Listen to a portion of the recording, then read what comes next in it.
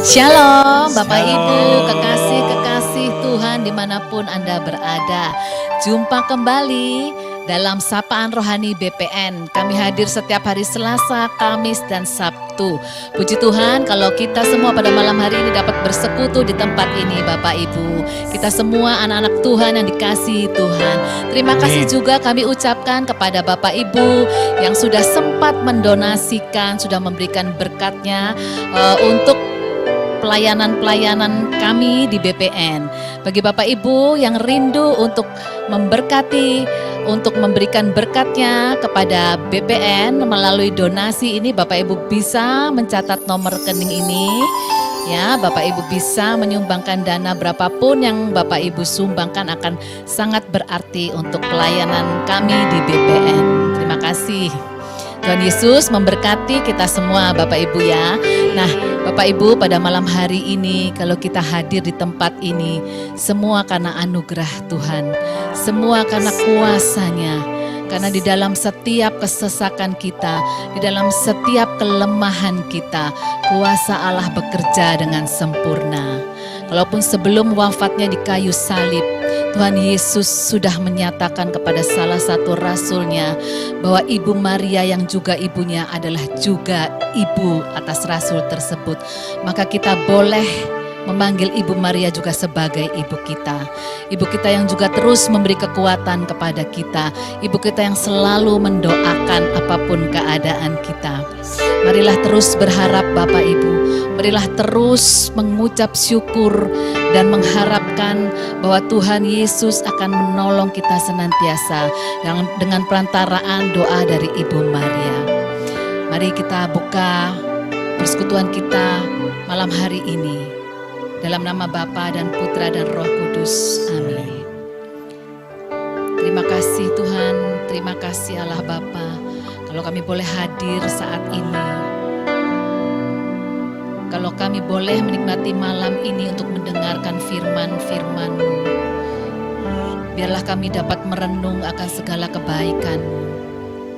Biarlah kami dapat merenung atas semua cinta kasih-Mu yang Kau berikan kepada kami. Kami mau membuka hati kami lebar-lebar untuk semua firman-Mu malam hari ini. Kami mau juga mengucap syukur karena kami memiliki ibu yang begitu baik. Ibu Maria, ibumu sendiri Tuhan. Yang selalu setia menyertai doa-doa kami. Yang selalu setia mendoakan kami. Tidak pernah lelah untuk berdoa bagi kami. Malam hari ini kami mau duduk untuk mendengarkan seluruh sabda-Mu. Semua firman-Mu. Beri kami selalu kekuatan hati. Beri kami selalu pengharapan untuk tetap bergantung hanya kepadamu saja. Terima kasih. Ini setiap hati kami. Ini setiap hati kami yang mau memuji dan bersyukur kepadamu.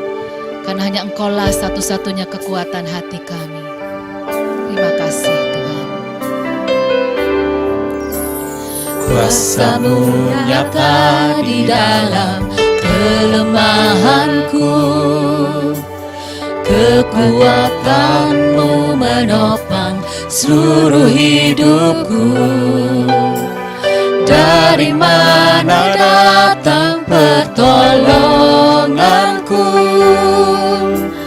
Hanya Yesus pertolonganku. Kuasa-Mu nyata di dalam kelemahanku. Benar Tuhan. Kekuatan-Mu menopang seluruh hidupku. Dari mana datang pertolonganku? Hanya Yesus pertolonganku. Engkaulah sumber kekuatan hatiku. Tempat persembunyianku. Engkau penolong di saat susahku. Tempat perlindunganku.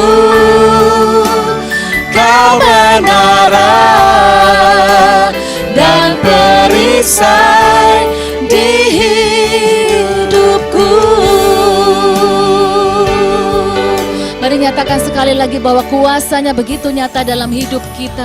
Kuasa-Mu nyata di dalam kelemahanku, kekuatan-Mu menopang seluruh hidupku. Dari mana datang pertolonganku? Hanya Yesus pertolonganku.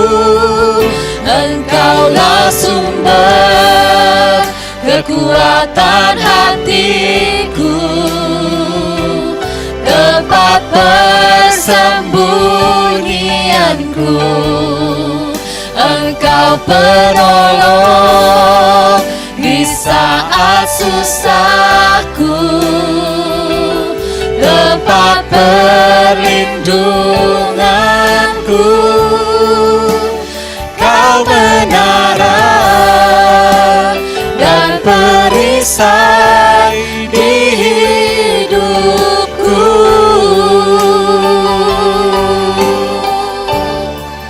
Engkaulah sumber kekuatan hatiku,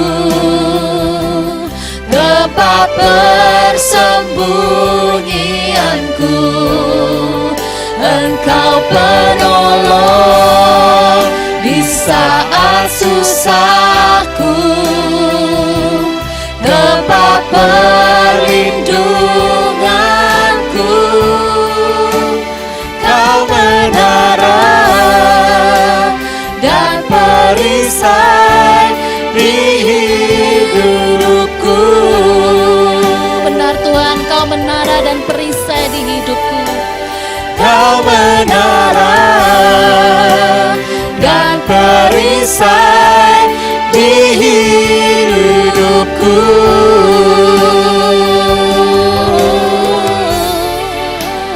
Kau tak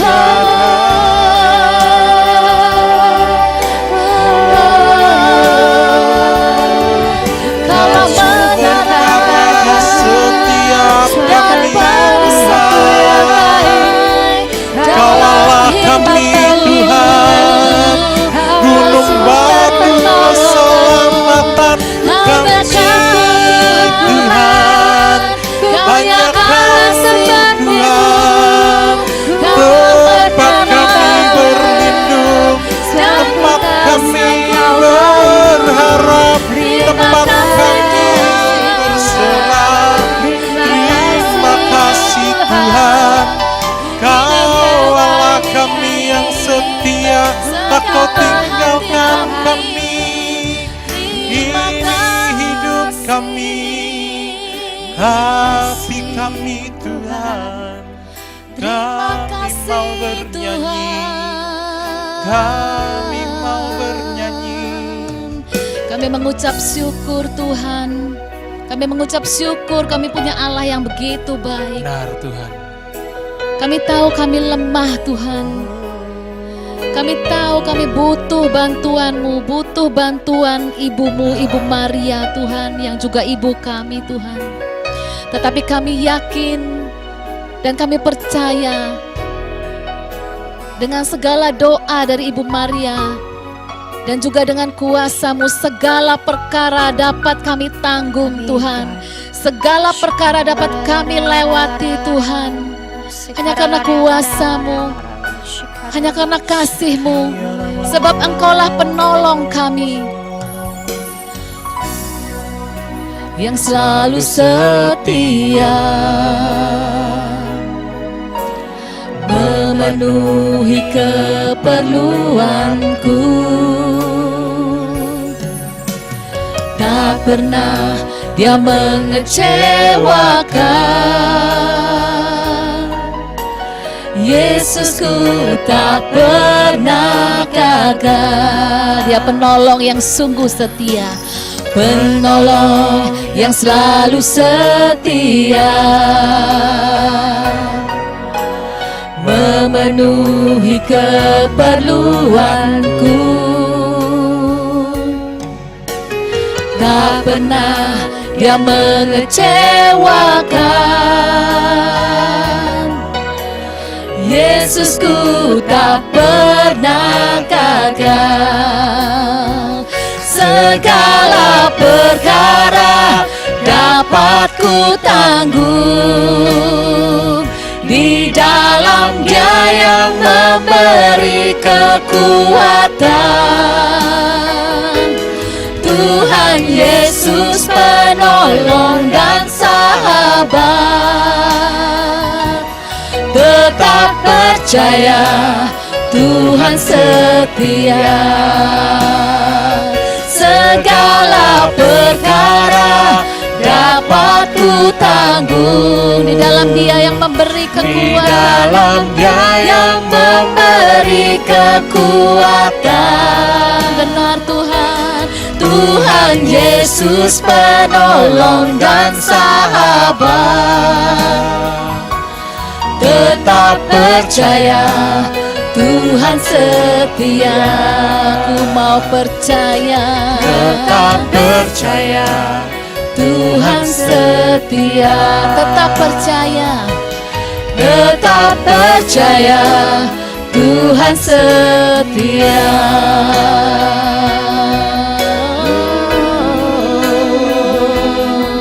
Ku mau tetap percaya, Kaulah kami yang setia, Kaulah yang tak meninggalkan, Kau yang tak pernah kami, Kaulah yang membela setiap kami, tak Kau pandang hina kami tahu Tuhan, Kaulah kami yang besar, selama-lamanya Tuhan, kami mau memuji-Mu, ku tetap percaya, sebab Kau sungguh setia, sebab Kau yang layak Tuhan, Kaulah kami yang layak, terima puji sembah kami.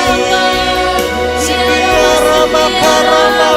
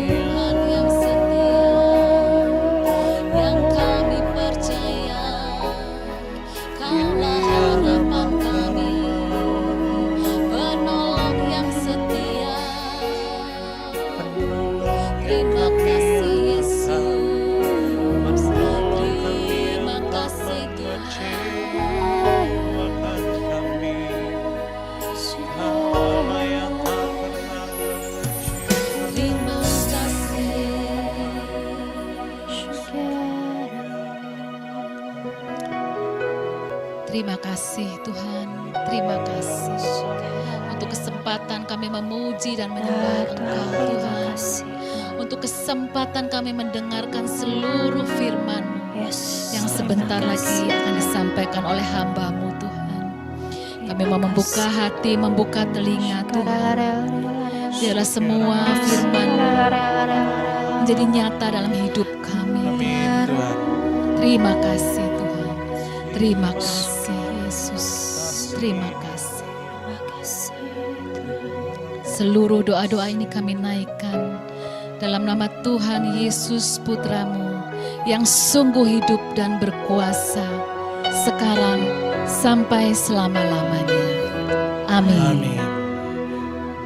Dalam nama Bapa dan Putra dan Roh Kudus. Amin. Shalom, selamat malam Ibu Bapak, Saudara dan Saudari yang dikasihi Tuhan Yesus. Kita berjumpa lagi dalam acara Sapaan Rohani BPN. Bersama saya, Ferry Lubis. Saya pewarta dari BPK Jakarta. Tema kita malam hari ini adalah Ibumu, Ibuku. Firman Tuhan diambil dari Injil Yohanes, bab 19, ayat 16b sampai dengan 27. Saya akan membacakannya bagi saudara. Yesus disalibkan. Mereka menerima Yesus. Sambil memikul salibnya, ia pergi keluar ke tempat yang bernama tempat tengkorak, dalam bahasa Ibrani Golgota. Dan di situ ia disalibkan mereka, dan bersama-sama dengan dia disalibkan juga dua orang lain sebelah menyebelah, Yesus di tengah-tengah. Dan Pilatus menyuruh memasang juga tulisan di atas kayu salib itu, bunyinya, Yesus orang Nazaret, Raja orang Yahudi. Banyak orang Yahudi yang membaca tulisan itu, sebab tempat di mana Yesus disalibkan letaknya dekat kota, dan kata-kata itu tertulis dalam bahasa Ibrani, bahasa Latin, dan bahasa Yunani. Maka kata imam-imam kepala orang Yahudi kepada Pilatus, "Jangan engkau menulis Raja orang Yahudi, tetapi bahwa ia mengatakan, Aku adalah Raja orang Yahudi." Jawab Pilatus, "Apa yang kutulis tetap tertulis."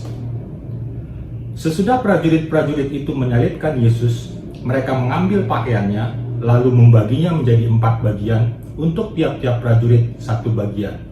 Dan jubahnya juga mereka ambil. Jubah itu tidak berjahit dari atas ke bawah, hanya 1 tenunan saja. Karena itu mereka berkata seorang kepada yang lain, "Janganlah kita membaginya menjadi beberapa potong, tetapi baiklah kita membuang undi untuk menentukan siapa yang mendapatnya. Demikianlah hendaknya supaya genaplah yang ada tertulis dalam kitab suci.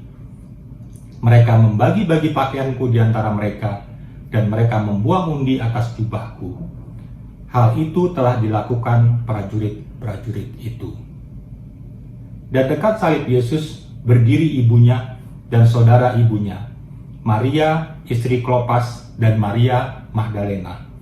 Ketika Yesus melihat ibunya dan murid yang dikasihinya di sampingnya, berkatalah ia kepada ibunya, "Ibu, inilah anakmu."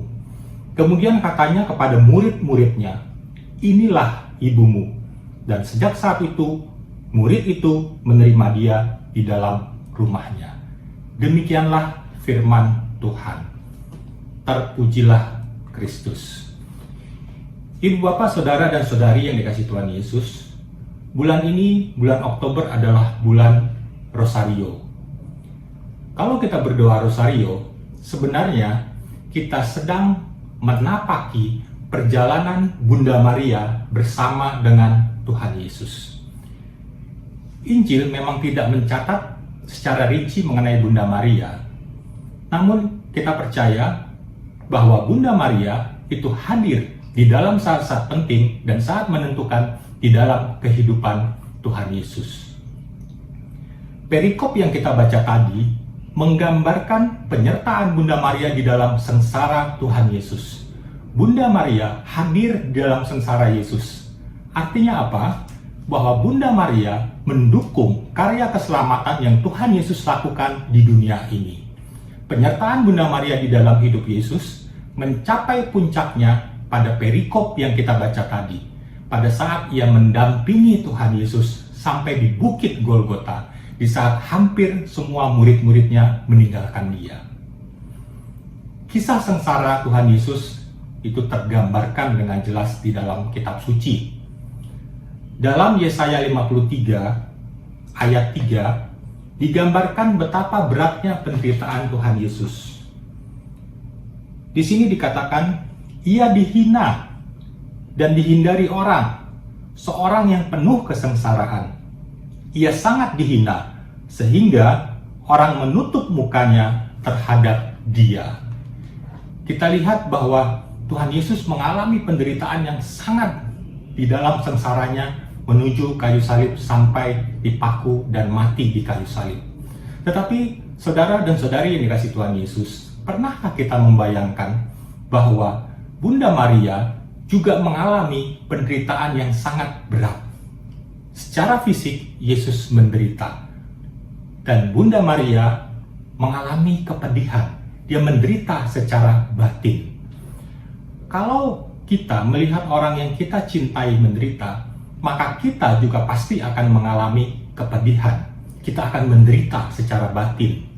Apalagi seorang ibu yang melihat anaknya menderita atau sakit atau bahkan meninggal dunia, pasti akan mengalami kepedihan yang sangat. Dan orang-orang yang seperti ini pasti lebih dapat memahami apa yang dialami oleh Bunda Maria pada saat itu. Di ayat 25 dikatakan, dan dekat salib Yesus berdiri ibunya. Saudara, kita bisa bayangkan Bunda Maria berdiri di kaki salib Kristus. Dia melihat sendiri sengsara dari putranya yang begitu dikasihinya. Tetapi Bunda Maria tetap tegar. Bunda Maria tetap tegar melihat begitu beratnya penderitaan yang dialami oleh putranya yang susah digambarkan dengan kata-kata untuk menebus dosa-dosa manusia. Maka di sini kita dapat melihat betapa totalnya Bunda Maria memasrahkan dirinya kepada Tuhan tanpa syarat dan membiarkan segala kehendak Tuhan yang tidak terselami itu terjadi atas dirinya. Saudara dan saudari yang dikasihi Tuhan Yesus, inilah poin pertama yang kita dapat pelajari pada malam hari ini. Kita dapat belajar dari teladan iman Bunda Maria. Jika kita menghadapi berbagai masalah, kita menghadapi pergumulan, menghadapi sakit, penyakit, dan lain sebagainya. Jika kita menghadapi dunia di depan kita seakan-akan sudah gelap, apakah kita masih dapat tetap tegar dan kuat beriman kepada Tuhan? Poin kedua yang kita dapat pelajari, kita ambil dari ayat 26 dan 27. Di situ dikatakan begini, ketika Yesus melihat ibunya dan murid yang dikasihinya di sampingnya, berkatalah ia kepada ibunya, "Ibu, inilah anakmu." Kemudian katanya kepada murid-muridnya, "Inilah ibumu." Sesaat sebelum wafatnya di puncak salib, Tuhan Yesus memberikan murid yang dikasihnya kepada Bunda Maria. Dia mengatakan, "Inilah anakmu." Kemudian Yesus memberikan Bunda Maria kepada murid-muridnya, "Inilah ibumu." Kalau Yesus mengatakan ini sebelum wafatnya, pasti inilah adalah sesuatu pengajaran yang sangat penting. Dan gereja memahami ucapan tersebut sebagai kehendak Yesus yang memberikan ibunya kepada kita semua, para muridnya yang diwakili oleh Yohanes. Saudara dan saudari yang dikasihi Tuhan Yesus, suatu hari saya pernah mengunjungi sebuah panti asuhan yang menampung bayi-bayi yang tidak diinginkan lagi oleh orang tuanya. Ketika kami melewati ranjang-ranjang kecil tempat bayi-bayi tanpa daya itu terbaring, saya melihat tangan-tangan mereka yang terangkat. Mereka rindu untuk didekap, mereka rindu untuk dikasihi. Bayi-bayi ini sebenarnya tidak bisa hidup tanpa kehadiran ibu mereka. Bayi-bayi ini membutuhkan pengganti ibu mereka untuk mereka bisa melanjutkan kehidupan mereka. Bayi-bayi ini perlu dipenuhi kebutuhan hidup mereka. Bayi ini perlu pengganti ibu yang mengasihi mereka. Saudara dan saudari yang dikasihi Tuhan Yesus, di puncak salib, Yesus mengetahui bahwa ia tidak lama lagi akan meninggalkan murid-muridnya. Maka ia memberikan ibunya, Bunda Maria, kepada murid-muridnya, supaya murid-muridnya bisa melanjutkan kehidupan mereka. Bunda Maria adalah ibuku, ibu kita, sebab Tuhan Yesus memberikannya kepada kita untuk mengasihi kita dan memberikan anugerah-anugerahnya supaya kita bisa melanjutkan kehidupan kita. Tuhan Yesus memberikan kita kepada Bunda Maria supaya kita menjadi anaknya, supaya kita mengasihi Bunda Maria, menghormati Bunda Maria, dan mengikuti teladan iman Bunda Maria. Yang ketiga yang saya mau bagikan adalah bahwa pada saat ini Bunda Maria berada di surga bersama dengan Tuhan Yesus. Dan Bunda Maria tidak berpangku tangan, tetapi terus mendukung karya keselamatan Yesus di dunia ini melalui doa-doanya. Yakobus 5 ayat 16 mengatakan, doa orang yang benar sangat besar kuasanya. Bunda Maria telah dibenarkan oleh Tuhan Yesus. Dan terlebih karena Bunda Maria adalah Bunda Yesus sendiri yang telah dikuduskan oleh Allah. Saudara bisa bayangkan betapa besar kuasa doa dari Bunda Maria. Maka gereja menganjurkan kepada kita untuk memohon dukungan doa Bunda Maria. Saudara dan saudari yang dikasihi Tuhan Yesus, saya pernah mengalami satu pengalaman tahun 2014. Saya mengalami serangan jantung di Manado. Saya mengalami ketakutan yang sangat pada waktu itu karena saya dalam kesendirian. Saya mengalami satu hal yang belum pernah saya alami sebelumnya. Saya harus mengevakuasi diri saya sendiri ke rumah sakit. Di sana saya sempat ditolong dengan obat yang diletakkan di bawah lidah. Kemudian saya diberikan juga masker oksigen. Namun saya harus menunggu dalam ketidakpastian di mana jantung saya sudah berdegup begitu kencang selama kurang lebih 3-4 jam. Karena apa? Saya menunggu proses administrasi. Mungkin karena sudah tengah malam sehingga petugasnya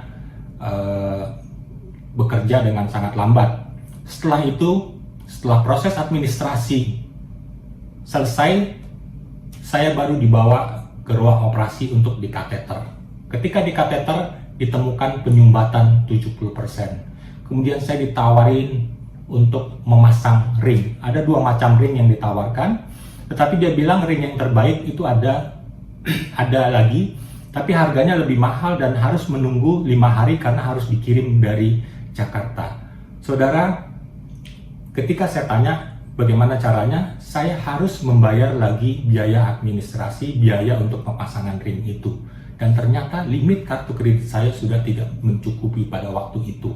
Akhirnya saya bilang kepada dokternya, tolong saya diberi obat saja supaya saya besok bisa kembali ke Jakarta.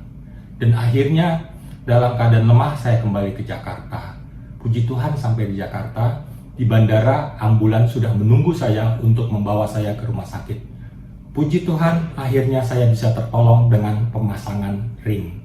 Namun ini menyisakan trauma di dalam diri saya. Saya terus-menerus ketakutan. Saya mengalami ketakutan akan tempat yang dingin. Saya mengalami ketakutan kalau saya sendiri. Saya mengalami ketakutan yang membuat jantung saya itu berdegup dengan tidak beraturan. Rasanya seperti sudah mau mati. Saya mengalami yang namanya panic attack. Gejala yang sama dengan heart attack atau serangan jantung yang saya alami di Manado pada waktu itu. Pulang dari rumah sakit, saya sempat minta tolong kepada teman saya untuk mencarikan pastor untuk saya mengaku dosa. Puji Tuhan, akhirnya malam hari dapat dan saya mengakukan dosa-dosa saya. Tetapi, saudara, ini juga tidak terlalu membantu. Kecemasan itu tetap menghantui hidup saya. Beberapa kali setelah itu, saya harus kembali ke rumah sakit. Tapi waktu di UGD diperiksa, semuanya normal. Tapi jantung saya berdegup dengan sangat kencang dan saya mengalami kepanikan yang sangat. Setelah itu, saya juga mengalami bahwa fisik saya begitu lemah.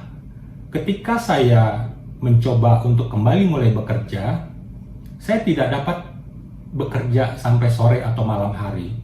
Biasanya jam 11 siang saya sudah mengalami kelelahan yang sangat, sehingga saya harus kembali ke rumah. Saya tidak kuat bekerja sampai sore hari. Saya akhirnya merasakan apa? Saya hidup tetapi tidak hidup seperti orang normal lainnya.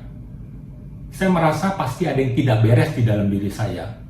Maka suatu hari saya minta supaya jantung saya di USG. Dan ternyata betul, ditemukan pembengkakan di dalam jantung saya. Dan pompa jantung saya itu sudah begitu lemah. Makanya itu yang saya alami, saya seringkali mengalami kelemahan secara fisik dan juga saya sering mengalami kecemasan. Dokter menganjurkan saya untuk meminum antidepresan, tetapi saudara, saya tidak pernah menyentuh obat antidepresan ini. Setiap kali cemas menyerang, saya tidak meminum obat ini, tapi saya mengambil rosario dan saya berdoa. Malam hari saya juga doakan, daraskan doa Maria, Bunda Penolong Abadi untuk pemulihan saya. Singkat cerita, Suatu hari setelah beberapa bulan saya harus mengikuti acara LTC Leadership Training Course di Pancawati, Ciawi. Tentu saja saya khawatir karena acara ini berlangsung selama beberapa hari dan berada di tempat yang dingin, di tempat yang jauh, di mana kalau terjadi sesuatu saya begitu ketakutan karena untuk mengevakuasi saya ke rumah sakit itu begitu jauh. Tapi puji Tuhan ketika saya mengikuti LTC ini dari hari ke hari, Tuhan Yesus mampukan saya untuk mengikuti ini. Dan puncak acara LTC ini adalah KRK. Ketika KRK diadakan di Gereja Yakobus Kelapa Gading, saya mengalami sesuatu terjadi. Jantung saya seperti ditusuk dan terasa begitu sakit. Dan saya percaya di situ Tuhan menjamah saya. Setelah beberapa hari, saya putuskan untuk kembali ke dokter dan saya minta supaya jantung saya di USG.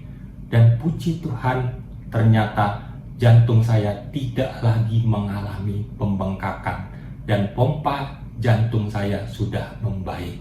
Saya percaya doa-doa saya melalui Bunda Maria telah dijawab oleh Tuhan Yesus. Maka pada malam hari ini saya mau ajak saudara untuk selalu meneladan iman Bunda Maria di dalam setiap perjalanan hidup kita. Seberat apapun yang kita alami, kita harus tetap tegar, kita tetap harus kuat beriman kepada Tuhan. Yang kedua, saya ajak saudara untuk mengasihi dan menghormati Bunda Maria. Saya percaya Bunda Maria juga senantiasa mengasihi kita dan mencurahkan anugerah-anugerahnya bagi kita untuk kita mampu melanjutkan kehidupan kita. Yang ketiga, mari kita terus berdoa bersama Bunda Maria. Dan melalui Bunda Maria, doa kita pasti akan dibawa kepada Yesus Kristus Putranya. Tuhan Yesus memberkati saudara. Firman yang sangat memberkati, sangat menguatkan hati kita semua yang ada di sini ya. Bapak Ibu, terus ikuti acara Sapaan Rohani BPN ini tiap hari Selasa, Kamis, dan Sabtu. Nah, sebagai penghormatan kita kepada Bunda kita yang lemah lembut, Bunda yang penuh kasih, mari kita naikkan satu pujian ini. Ya namamu Maria, Bunda yang ku cinta, merdu menawan hati segala anakmu. Patutlah nama itu hidup di batinku, dan nanti ku ucapkan di saat ajalku. Ya nama yang keramat berisai hidupku, dengan nama Maria aku pasti menang. Patutlah nama itu hidup di batinku, dan nanti ku ucapkan di saat ajalku, dan nanti ku ucapkan di saat ajalku, dan nanti ku ucapkan di saat ajalku. Terima kasih Bapak Ibu, selamat malam, selamat beristirahat, Tuhan Yesus memberkati.